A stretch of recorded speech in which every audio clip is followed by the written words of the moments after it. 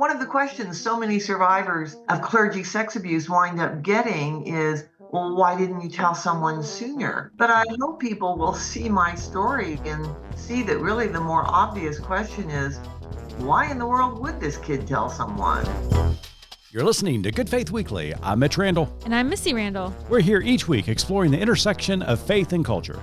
We find people who stand up, speak out, and step forward. For inclusion, freedom, and justice for all. It's time for Good Faith Weekly. Brought to you by Good Faith Media.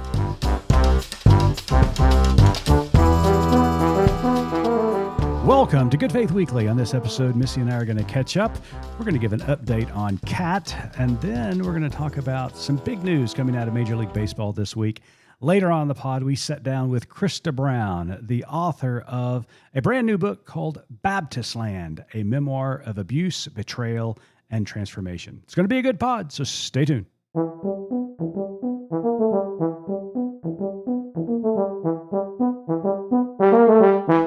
Hello there, Missy. Hey, how are you? I'm well, and you? Well, if I don't laugh, I'm going to cry. So that's where we're at. Sometimes that's all you can do, laugh or cry. True. And as the days go on, there's a lot more crying and a lot less laughing. But Here we are. I hear you. So last week we talked about Cat. We did talk about Cat. Okay, so for those who have not listened to last week's episode yet, 1, shame on you. You're late on your homework. 2, you can go back and listen to the intro. Well, listen to the whole episode. Yeah. And get caught up to speed about Cat. Let me go into a little more background about Cat, right? Okay. Because I think Cat's going to become a recurring character on this podcast because they deserve it. So Cat is a cat at our new old house that we are not living in because we're renovating it. That's a whole different story. Cat belongs to the sweet neighbor across the street. Yes, indeed. And Cat thinks that they belong to everyone. And I like Cat. We don't know if Cat identifies as male or female. We don't know. That's why I'm saying they. Good choice of pronouns. Enjoy having Cat around. Right. We have an old house. There's likely mice. I want Cat is fed well. Cat is well fed and well loved from afar. Right.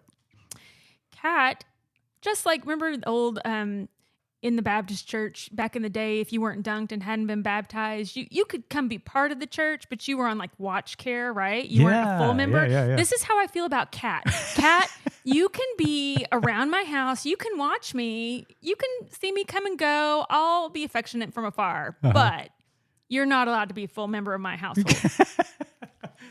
Cat's working on that, isn't disagrees. Or on the, Yes. So last week we'll recall that you walked out in the living room after you had been back in one of the bedrooms, and Cat crossed your path. Cat is solid black, crossed your path. Cat indeed crossed right? my path. I mean, questionable sign number 1. Right.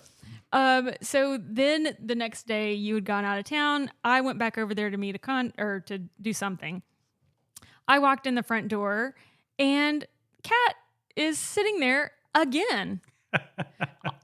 In the worst place possible, which you and I cannot stand, but Cat was on the kitchen countertop. Oh, no. I know, I didn't tell you that. Which, again, we're not living there. We may just have to knock the whole house down now. There's no food prep going on there. But again, it's like there's holes up in the subfloor because there's some moisture under the house we're trying to get dry. And so Cat has easy access in an old house with a crawl space to get in the house. Sure. So at that point, I decided, you know what? Under the house has dried out just enough. So I shoo Cat out the door and then go about finding like scraps of subfloor plywood or whatever to cover all of the open holes. Yes. All right.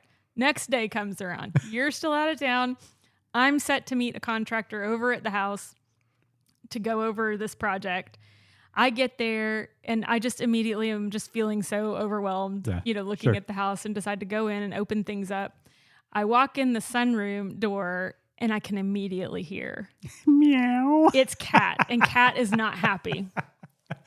Cat has gotten in the house and is now in the behind the second door to the living room and is clearly trapped. Right. So I open the door and let Cat out. And at that point, that's about all I could handle. I lost it. I just started crying right about the time a contractor pulls up of to course, meet that's with the way me. it always works. And so I greet him, just trying to collect myself, which I was not successful, not one bit at. But it was just like, at that point, how did Kat get in? I had covered the holes, right? So I'm thinking it was just... Kat's got a secret location where he gets in. I know. So fast forward an hour or so later, we discovered that one of the contractors who had been by the previous day had actually left one of the access panels open. So we were left to assume that Kat found that opening, but then couldn't figure out how to get back out, or Kat pushed through the scraps of plywood. We're not sure, but all I know now... Wait a minute. If Kat pushed through plywood, I don't think I'll ever be able to sleep there because he will scratch my eyes out. At this point, at some point, I am writing up a lease and I'm taking it to Kat to sign. Or a restraining order. I mean, if he'd pay rent, whatever. Just take it. Just take it. So, Oh my gosh. all that to say, things keep getting more bizarre with our, all-consuming house project right now. But that's kind of where we're at. We've had now 3 encounters with Kat in the house, and I'm pretty sure at 3 times the black cat crossing your path or coming into your home, there's a decision that needs to be made. I fear what that is. But all that to say, I don't know. Do you have any good news to bring today? Anything like particularly inspiring? Well, I think there's a story that we can talk about, but lots going on in the news with the case in New York going to trial. In fact, a verdict may have been rendered by the time this podcast drops on Friday, but the jury is out now to decide the fate of our former president. Okay, hold up. Pretty sure I had said something like light and inspiring. Okay, well... Yeah, okay. All right, go. No, carry on, because I actually didn't even know this. Yeah, I don't know if you saw yesterday in New York, but Robert De Niro gave a little talk. And man, he got hammered by the Trumpites. Oh, really? I knew mean, nothing they were of cursing at him. I mean, this is Robert De Niro, Godfather, Goodfellas. It was like, oh man, if Joe Pesci shows up, this is going down. Oh, wow. But yeah, that's going on. So we don't know the outcome as of this recording. And then lots of other things. But there is an inspirational story I do want to talk about. And that was coming out of the world, get ready for it, baseball. Oh, serious. All right, we're going to have to meet offline about the parameters for, stories. All right, let's talk sports ball. Go. Let's talk sports ball. Well, this week, Major League Baseball announced that they were going to include the statistics from players who played in the Negro Leagues. And this is a big deal, Missy, because there are some of the best players in the game of baseball who never got to play Major League Baseball simply because of the color of their skin. And so they were, forced to play in the Negro Leagues, which they had remarkable careers, played, these lengthy careers. Like Satchel Paige pitched, was one of the best pitchers in all baseball. Mm-hmm. I think he pitched till like he was 90 years old. I mean, he just kept going and kept going. He was just an amazing, amazing athlete. But they are rewriting records. And there's one record in particular that I'm so excited about. And that is we have a new batting average champion, Missy, for a single season. That's so exciting. I've been waiting for this day. First of all, do you know what a batting average is? All I know is that you can pretty much fail at it and still be good. Right. You can fail 70% of the time in baseball as a hitter. It makes no sense to me. And be one of the greatest players of all time. Okay, we'll take a minute as an aside for you to tell the audience what your batting average was in high school. Oh, see, I wasn't fishing for that, but since you brought it up.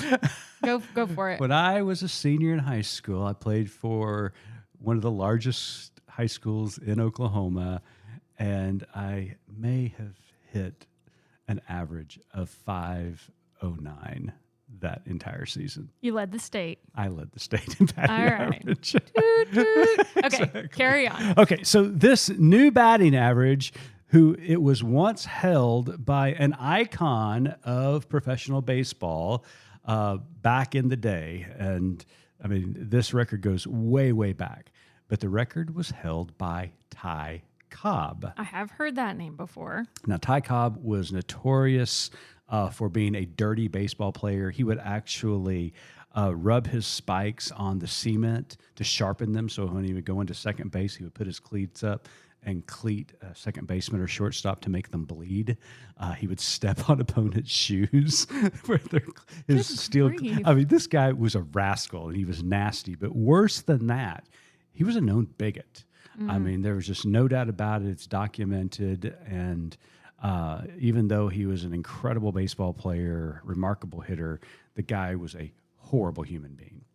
So he has been dethroned, Missy. Well, I'm so excited I can be happy about this. that. I can be Absolutely. happy about that. So our new batting average champion for a single season is Josh Gibson. And we are so excited that Gibson is now the leader of a batting average, or it's a career leader with a 372% batting average, surpassing Cobb, who was at 367. And it's just really, really remarkable. In fact, Gibson in 1943 hit 466 for the Homestead Grays. And that became the single season record, followed by Smith's 451 in 1929 with the New York Lincoln Giants. So that's a lot. That's a lot. A lot of statistics. A lot of statistics. That's a lot. The important point is these incredible athletes, some of the greatest baseball players that ever put on a uniform, are finally getting recognized for their achievements. And that is something we should all celebrate. I totally agree. All jokes aside, it is so good to see folks who are unknown, who were not allowed to shine, who are not allowed the recognition, whether it's for athletics or within academia, anything. Anyways, as we know, there's a whole host of people. Oh my gosh. Primarily of color who were squelched and who were not allowed to gain recognition for their achievements. And it is such a victory anytime that comes to fruition. And even though many of those people have passed on, I know it's so important for us, for their families to finally be validated. Absolutely. I know there's the saying, it's never, too late to do the right thing. I wish we could get to a point as a society where we would just do the right thing the first time. Yeah. But it is encouraging. I think it's poetic justice in the way you just described it, of Ty Cobb getting dethroned and somebody else coming in who was a person of color. And just think, this great athlete who wasn't allowed to sleep in a hotel of choice, Right. who wasn't allowed to go to the water fountain of their choice. All of these things. Yeah. So hopefully we'll keep baby steps to make these wrongs Yeah, right. it's a reminder that even before Jackie Robinson broke the color barrier in Major League Baseball with the Brooklyn Dodgers, there were so many other great baseball players and athletes performing at the highest level whatsoever, but they weren't getting the recognition for it. So this is a great achievement, something to celebrate. Also, something to be sad about because it took this long to include them. But this is a positive step forward. So For today, we'll take it. take out a win. We'll enjoy this moment, on his behalf. Absolutely. Well, later on, Missy and I sat down with Christa Brown. Christa is the author of Baptistland, a memoir of abuse, betrayal, and transformation. It's a fascinating conversation that we have with Christa, so stay tuned. We'll be right back. Hey friends, it's Mitch Randall, CEO of Good Faith Media. We've been hard at work producing a new podcast for our friends over at Free Mom Hugs. Well, Mitch, disclaimer. Yeah? You and Cliff have been hard at work. I'm mostly just here for color commentary. Let's just be honest about Very, that. very true. But for those who may not know, the nonprofit Free Mom Hugs, founded by Sarah Cunningham, empowers the world to celebrate the LGBTQIA+ community through visibility, education, and conversation. And perhaps you've heard about their work. They do indeed offer free hugs and high fives. They stand in at weddings, all of it helping people who have experienced rejection for being who they are. Their new podcast is titled Pride 365, Keeping Queer Kids Alive. A new episode will drop each Wednesday during the month of June, which is Pride Month. But Pride 365 is about more than a month. It's about a movement and the moms keeping queer kids alive. The first episode drops June 5th, and it's hosted by Free Mom Hugs' very own saints, Sarah Cunningham and Katrina Cobb. Pride 365, Keeping Queer Kids Alive, a new podcast produced by Good Faith Media for Free Mom Hugs. Learn more at freemomhugs.org and goodfaithmedia.org.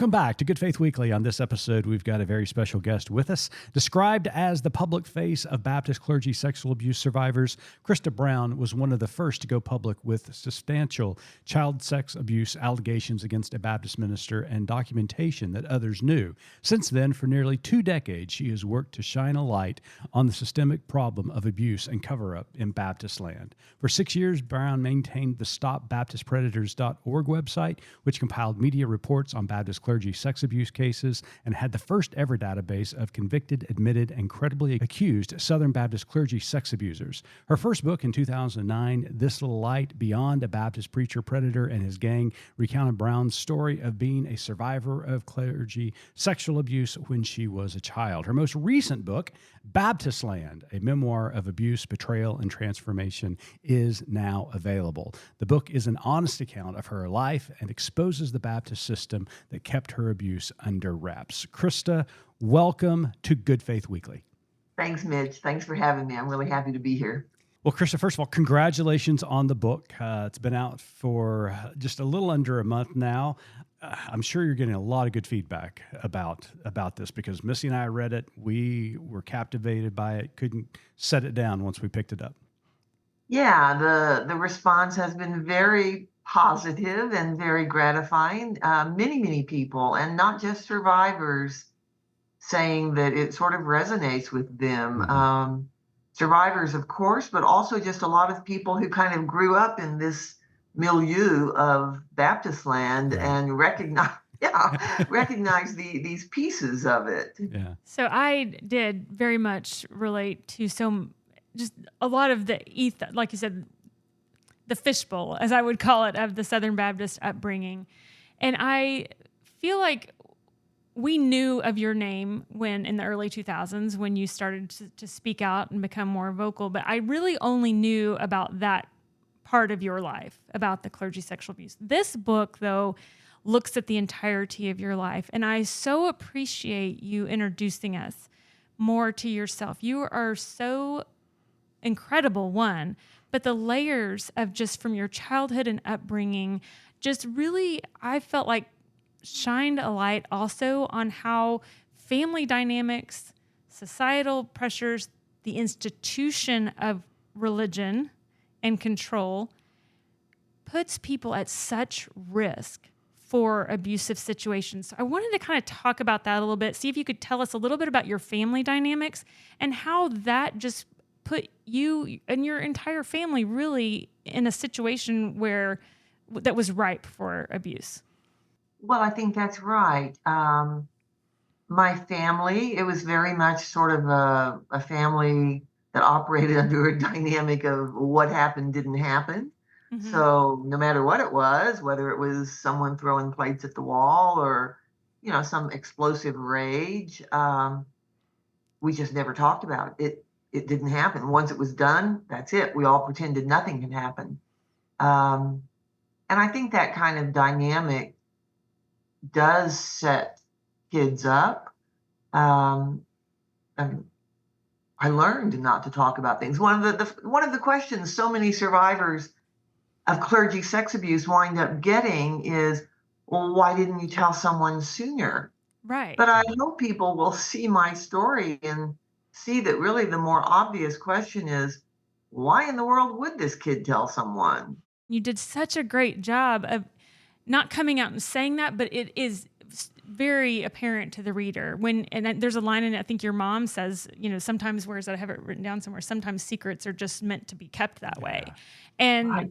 And when you're growing up with that mentality, absolutely you're not going to say anything. And sometimes when you do say something, and another instance, I was wondering if you wouldn't mind talking about it, because I think it speaks to this childhood conflict, was a situation in which your mom had told you not to do something and your sister went and wrote on the window, your name on the window.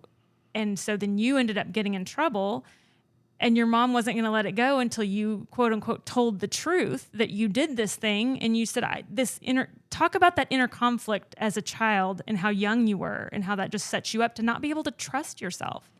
Yeah, well, I was probably around 8 years old or so then.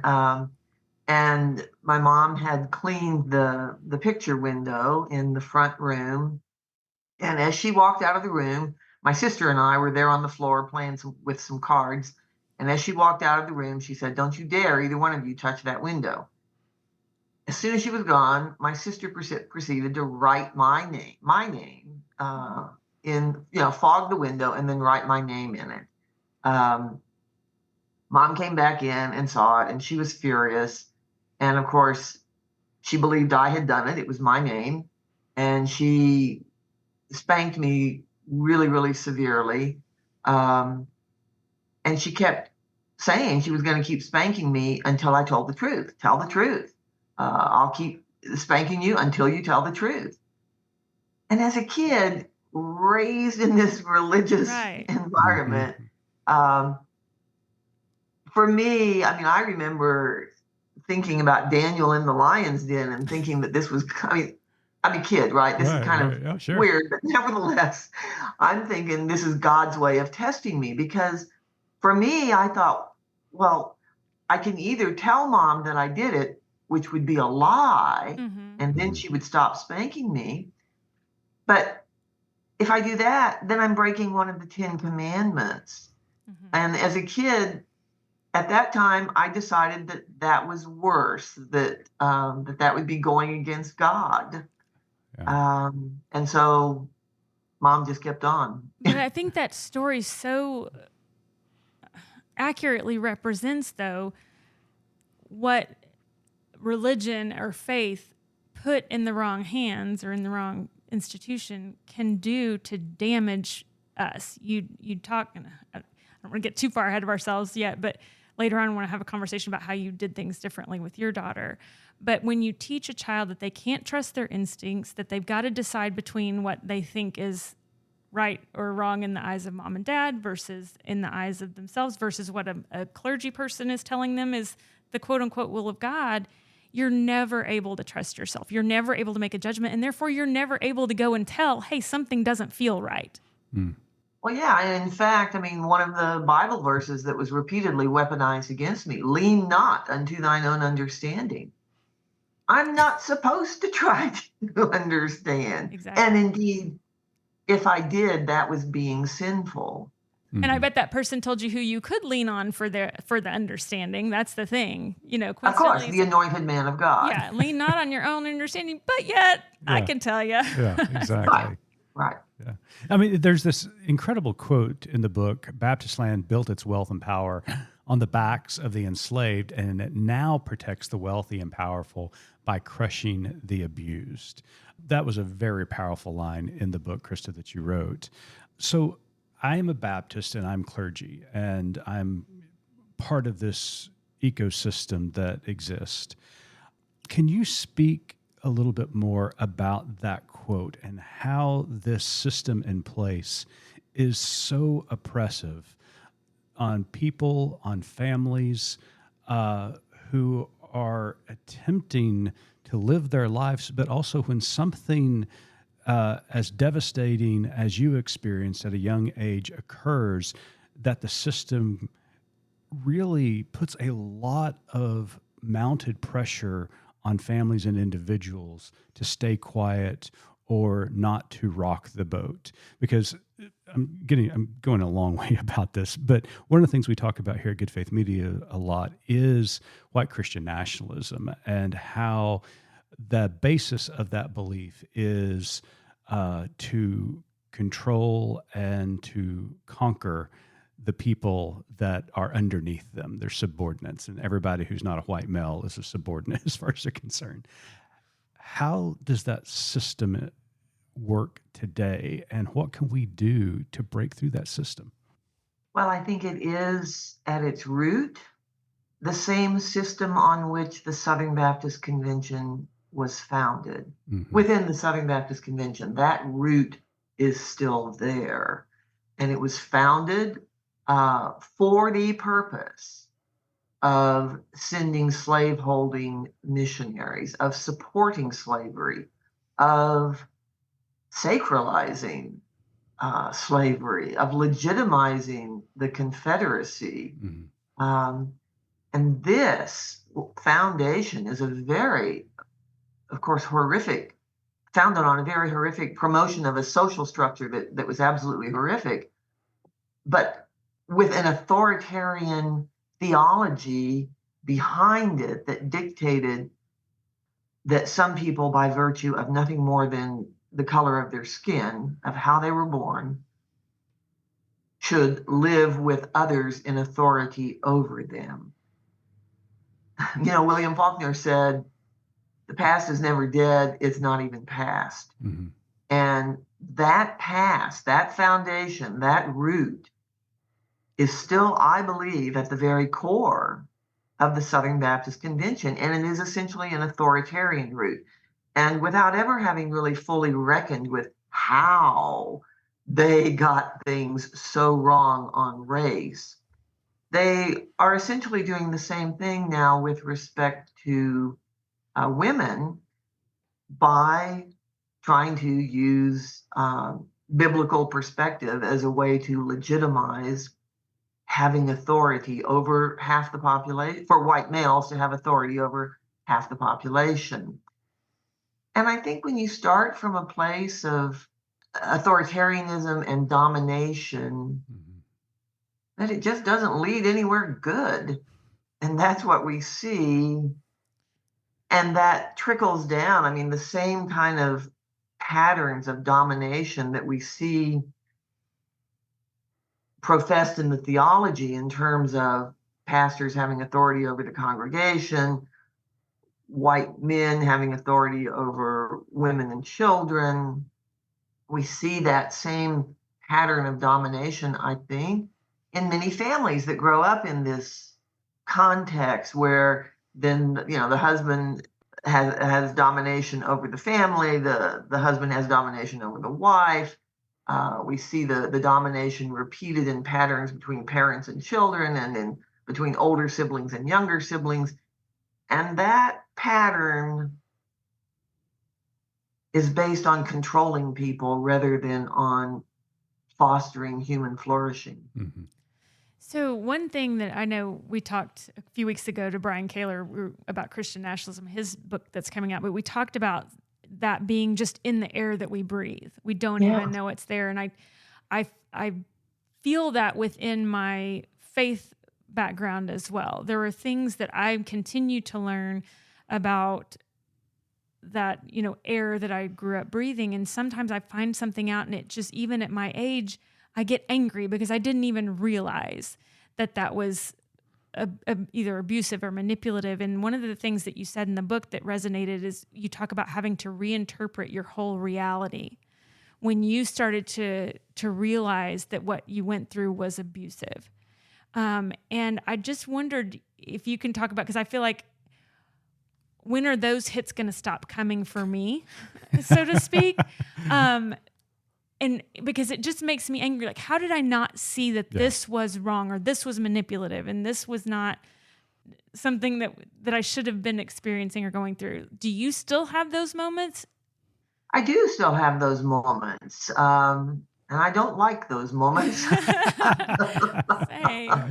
And it's very disturbing because, for me at least, it seems as though, I don't know where it ends. I think sometimes I look back and think every last bit of it functionally was some part of an abusive process, a process to control me, a process to make me small and keep me small, as it is with so many other people who are being trying to fit into this box that the faith group puts them in with this authoritarian theology.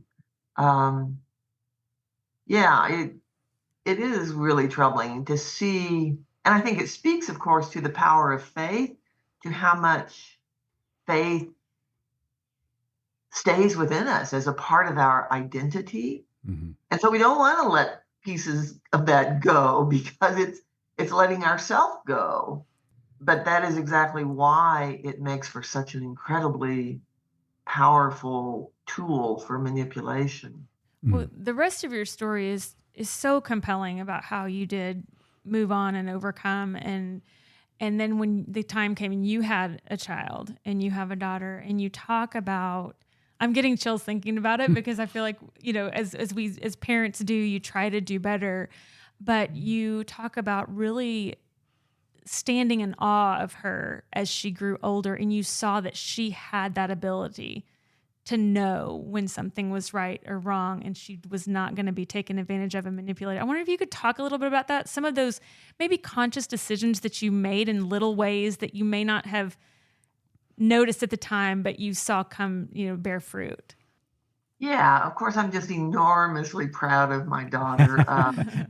She is a glorious and wonderful human being, and was not raised within a faith group, although I did read to her from an illustrated children's Bible when she was young, because I wanted her to have those stories.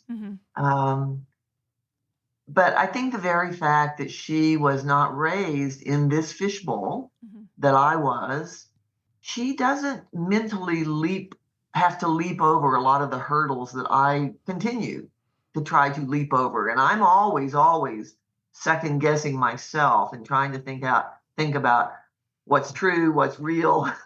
But she trusts herself. And so she doesn't fall prey to gaslighting at all in any context. She trusts herself and her own reality, and she trusts her ability to see what's real. And I think that's, wow. It's such a gift. I think that's very powerful. Yeah. I listened to that and just felt like you were expressing just the envy of what that must be like you said, to not have to do the mental gymnastics to get to overcome something that's in your mind. So I really appreciated that. I'm sorry. No, I'm dominating the conversation. No, you were excited about this interview, and now we can tell. I'm very excited about it. So, Christa, Baptistland is this deep dive into your childhood and into your family dynamics, which is, again, just really compelling, very well told. So thank you again for sharing your story. But one of the things that I was thinking about listening to you and Missy talk is that we've got a lot of listeners who are in this mode of deconstructing right now, deconstructing what they were taught at a young age, whether that is theology or politics or just worldview at large. And so they're taking that down brick by brick right now. But eventually they're going to begin, while they're deconstructing, also to rebuild an ideology or a mindset. What advice would you have for that person who's in the middle of this deconstruction, doing an assessment of their life, doing an assessment of the theology that they grew up with? And as they are deconstructing, how do you begin to put the pieces back together? And I'm not even suggesting that many people should even choose to replace a theological wall with that again. Poor choice of words, but just kind of coming to grips with this newfound freedom that you get once you've gone through that process. Well, first of all, of course, I would applaud them because I think that takes courage to step back and really try hard to take an honest look at these things. So I would applaud them wherever they are in this process. And I don't purport to know, any answers or where anyone's process might lead. But I think it's a really worthy endeavor. And I guess I would say to everyone, I think it behooves all of us.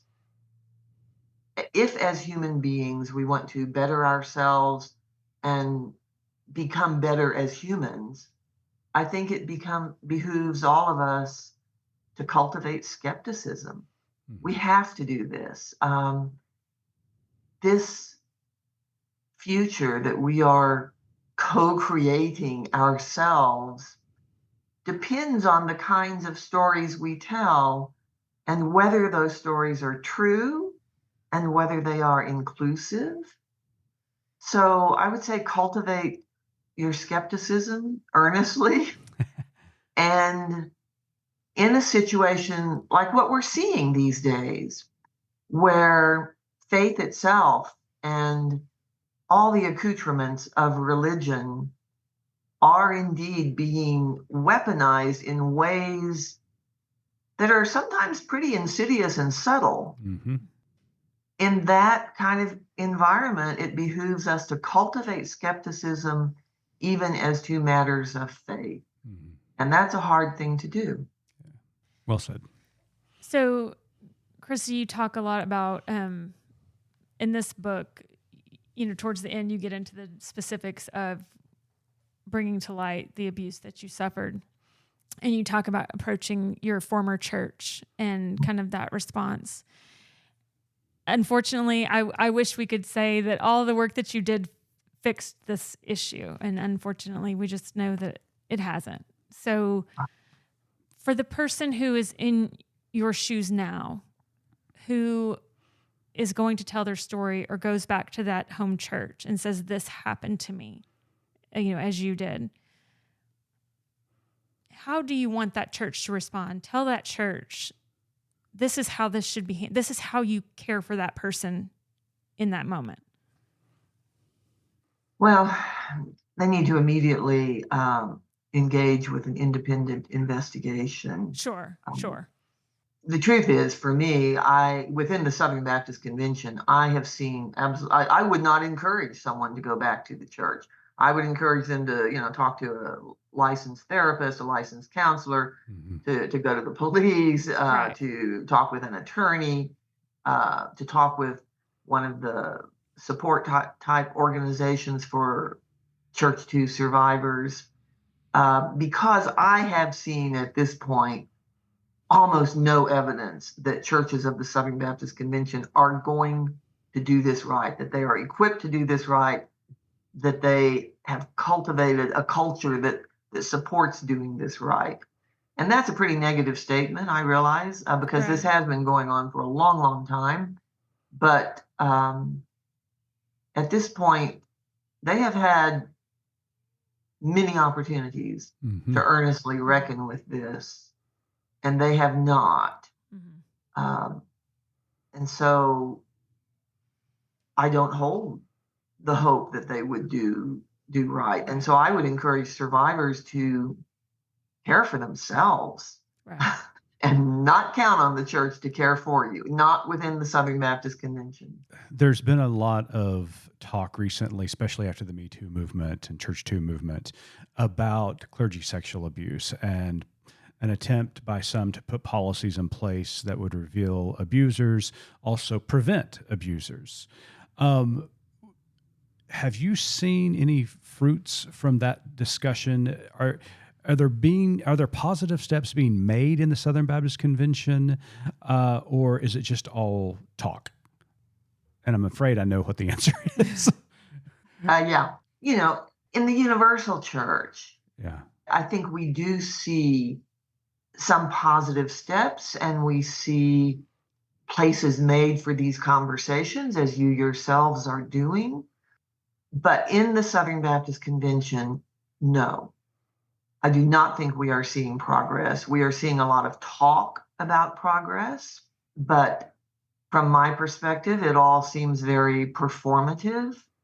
It is not meaningful in the sense that it's actively working to protect others or to care for survivors. The steps that I see, as I see it, are for their own image management maneuvers, to present a picture of how much they care, because to really admit that they didn't care Right. would just be so unacceptable. So they present a picture, but to me, it's like a theater piece. They're moving props around, they're changing the backdrop out. It's not meaningful reform. And for 2 decades now, I mean, you've been advocating for a database, and you created one yourself on the website, which was a remarkable feat. Is there one? Does one exist now within the Southern Baptist Convention? I mean, who monitors that, if there is, or again, is it just smoke and mirrors at this point?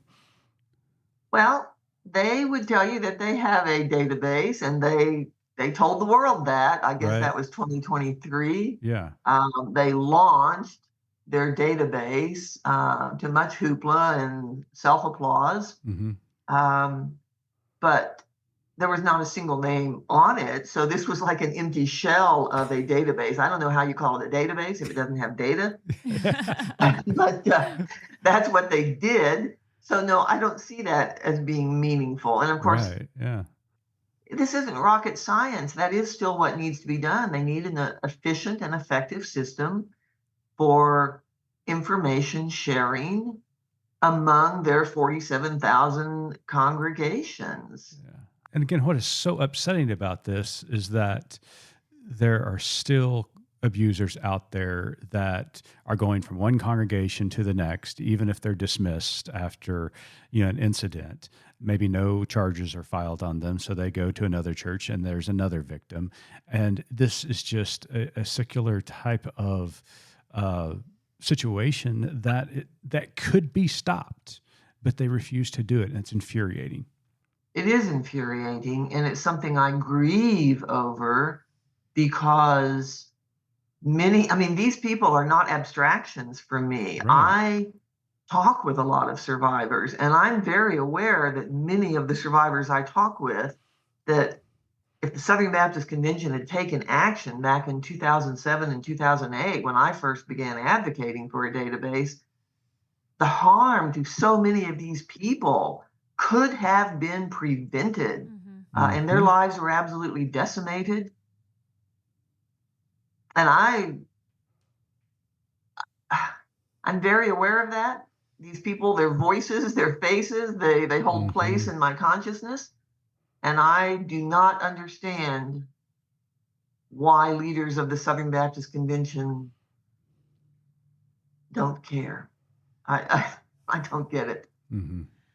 And I was marveled because, again, growing up in that, I get the enormity of that system.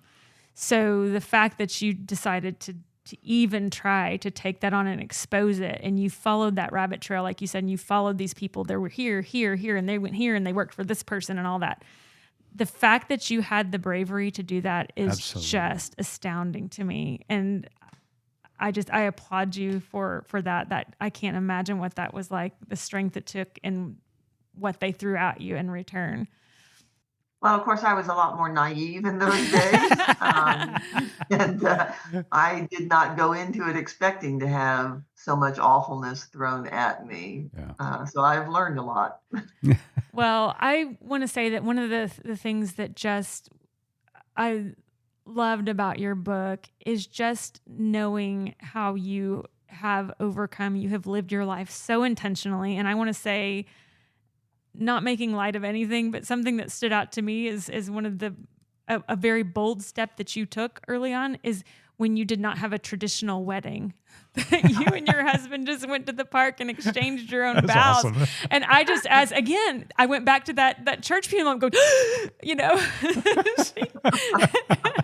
and another, I got to get out of my own head. I just thought, I don't know what it is within you that gave you the strength, the courage to say, I'm not doing it this way anymore. I'm going to move forward. I'm going to continue to take chances, and I'm going to survive. I'm going to thrive in my life. So for people who are not there yet, it's so hard to overcome that abuse and the trauma.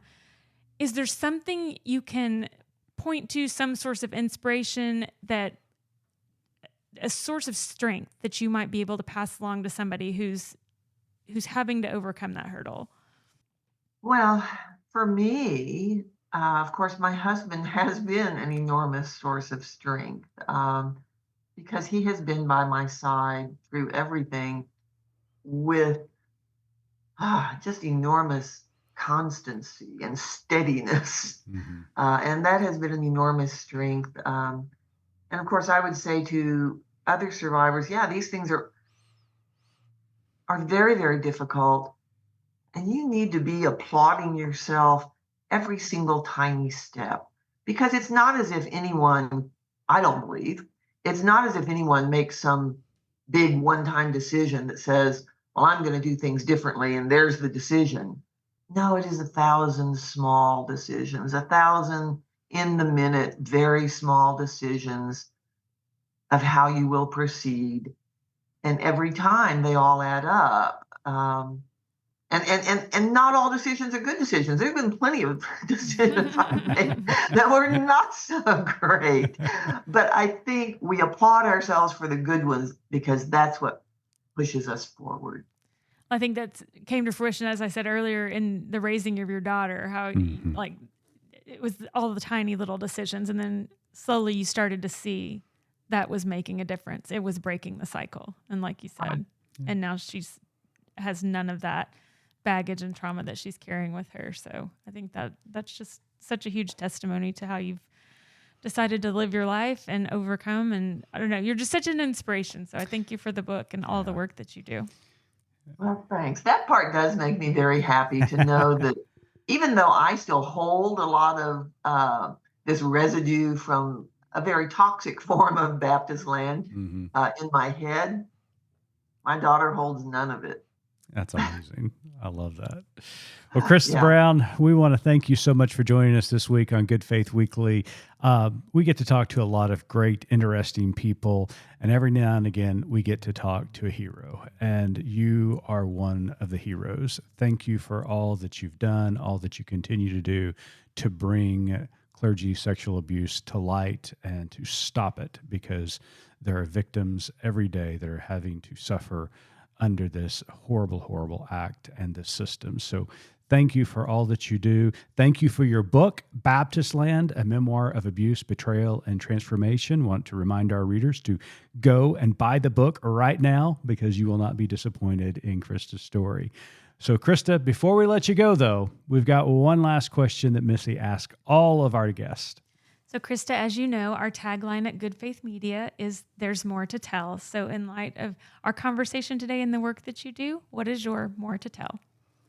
My more to tell is about you, because as far back as 2006, Good Faith Media and your predecessor, ethicsdaily.com, you were there on the front lines.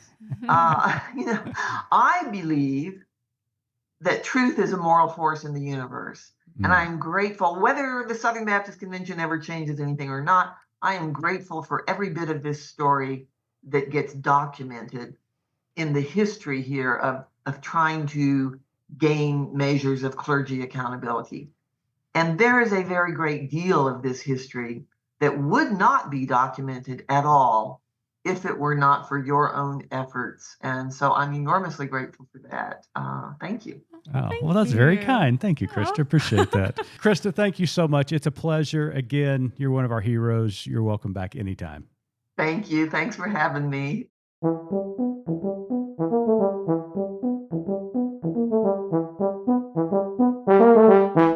Well, Missy, I have known about Christa for quite some time, at least 2 decades. Her quest to bring sexual predators to justice and the opportunity to get to talk to her about her new book, but also about her life, was really a high point for me.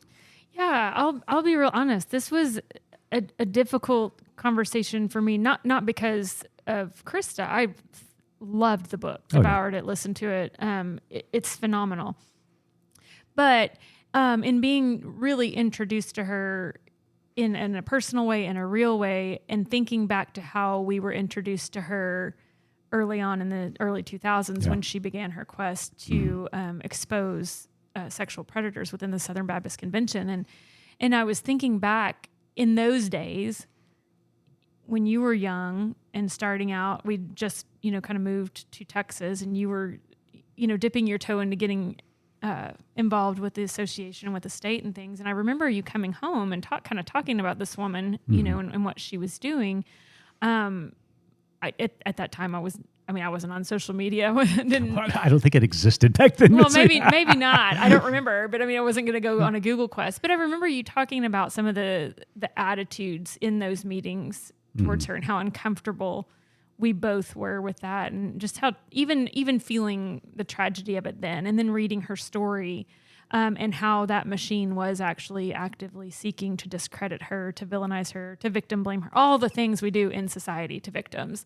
But then not only that, I went to her website, the Stop Baptist Predators website, which is is no longer updated, but it's still there. And I don't know, I poked on that list and I discovered names of ministers that were in my church. Yeah.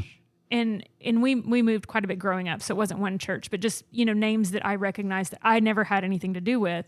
But it's just something really, it's really jarring, I think. And I'm so thankful for Christa and people like her that are bringing, that are taking on these monsters, that are taking on a very literal Goliath and saying, I don't care that you have billions of dollars. You're going to be accountable. Yeah, absolutely. And I appreciate you bringing that up because, we had heard of Christa for 2 decades now. And as a young minister, I can remember sitting in those meetings when Christa's name would come up and the work that she was doing. And what was really troubling to me and has continued to grow over the years for me has been how quickly the institution of the church circles the wagons. And tries to protect the institution.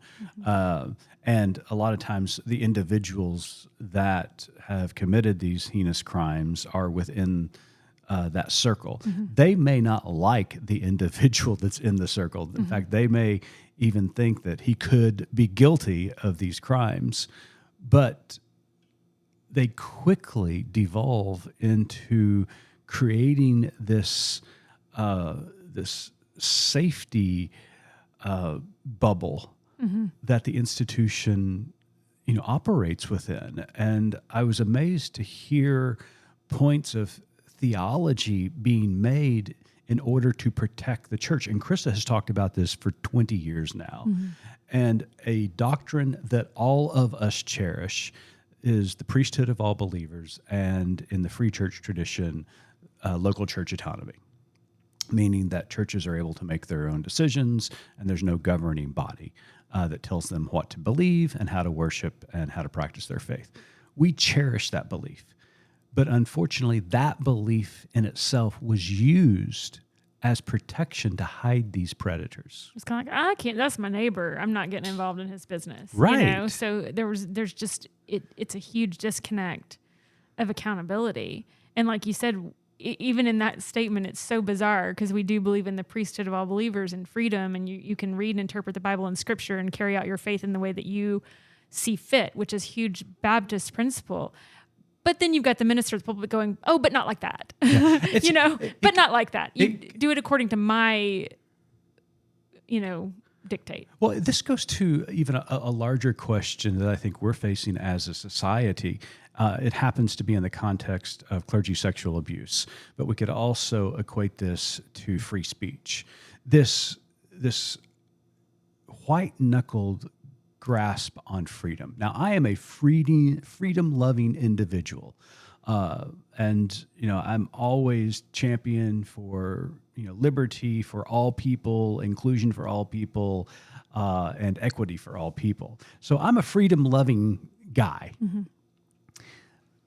But there is a misnomer in this world, Missy, that just because we have religious liberty, just because we have freedom of speech, does not mean that there are no consequences to those freedoms.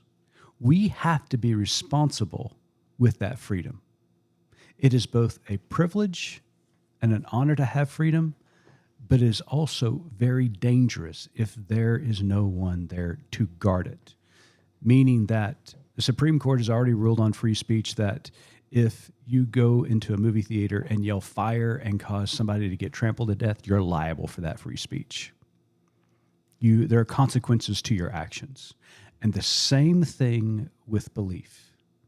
Just because you believe you're an authoritarian and you practice patriarchy does not give you the right to treat women any way you can and subjugate them to the point of harassment and abuse.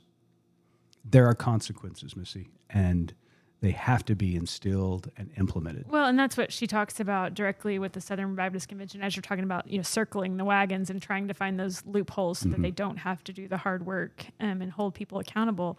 And she talks about in her first book, This Little Light, which was really She said a lot of people forget the second part of that title, which was, about a predator and his gang. Yep. And she talks about that gang, about the ways, she says, this is still it was and still is about the countless others in Southern Baptist life who enable these crimes, both directly and indirectly, and who maintain a system that fosters impunity and unaccountability. It is the gang that inflicts the 1,000 cuts and to death.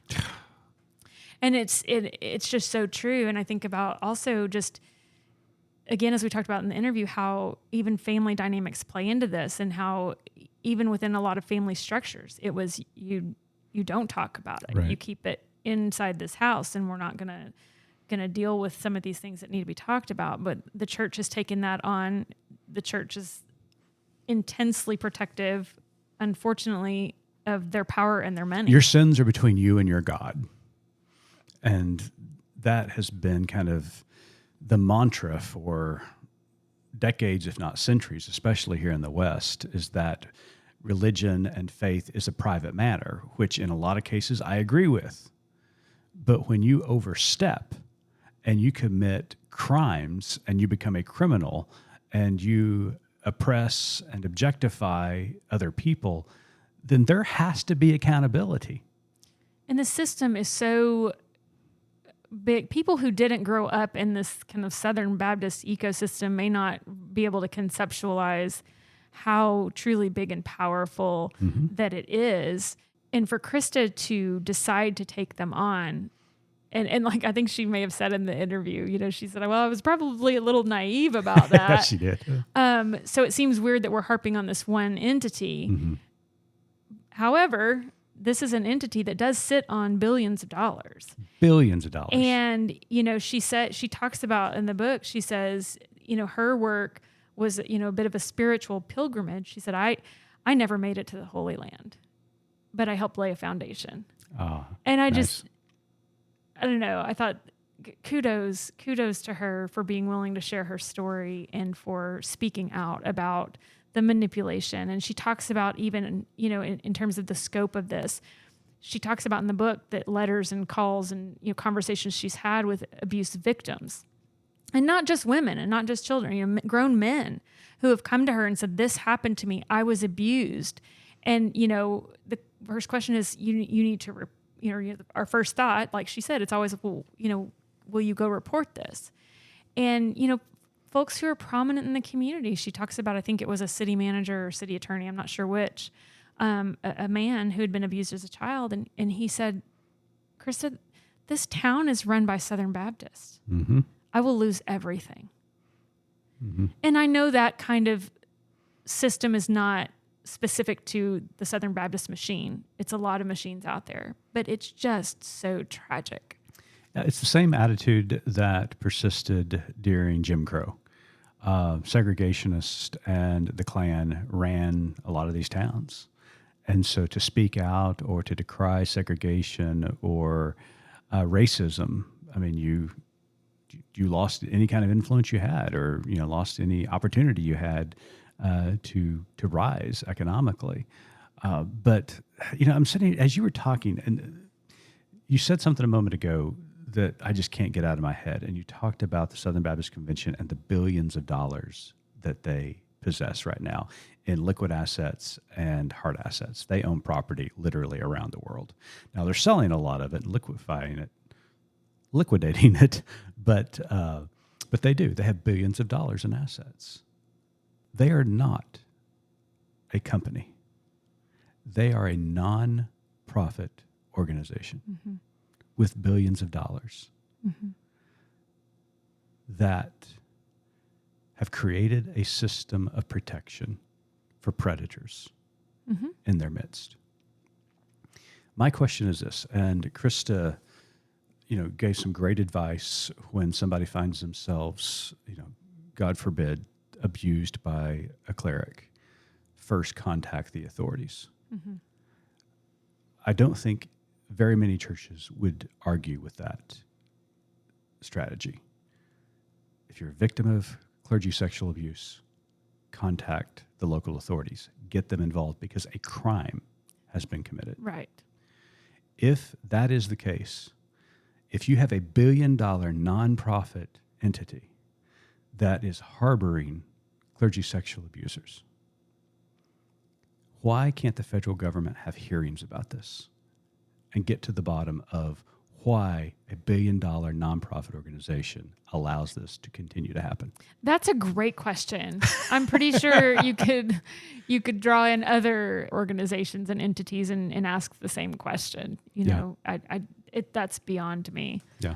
And I'd say the same thing about the Catholic Church, right? And everything that they've been has been revealed over the last decade. And I even woke up to news this week, Missy, of a featured article on the homepage and front page of the Washington Post in a detailed report on how the Catholic Church abused indigenous children over the last century in agricultural boarding schools. And it's documented, and there are case upon case that this happened, and the church continued to look the other way, and even the federal government looked the other way. I am really close to just say burn it all down, but I can't yet. But I'm infuriated that we are part of a larger community that has allowed this to happen for so long. Well, to bring us to a close, because we're getting a little bit wound up. Yeah, we are. Sorry. But, it is about protecting our children. Yeah. And when you see time and time again how an institution does not show you that that's what they're interested in, and especially an institution who claims to purport, the love of Christ, it adds an additional layer of harm, and it's just maddening. But I want to go back to what you were saying earlier about freedom, and I want to close this out with a quote that Christa has towards the end of her book when she's referring to, again, clergy and twisting the words of the Bible and basically turning that whole, oh yeah, but you're free, but it's under my, command. And she says, freedom isn't freedom at all if it means freedom to obey what authoritarian religious leaders proclaim as godly. We must all be free to pursue our own happiness and follow our own path. With the one wild and precious life we each hold, I pray we may all find freedom from the constraints of shallow expectations, narrow faiths, and oppressive hierarchies. And that is true freedom. Agreed. Until next week, Missy and I will be back. Until then, keep living good faith.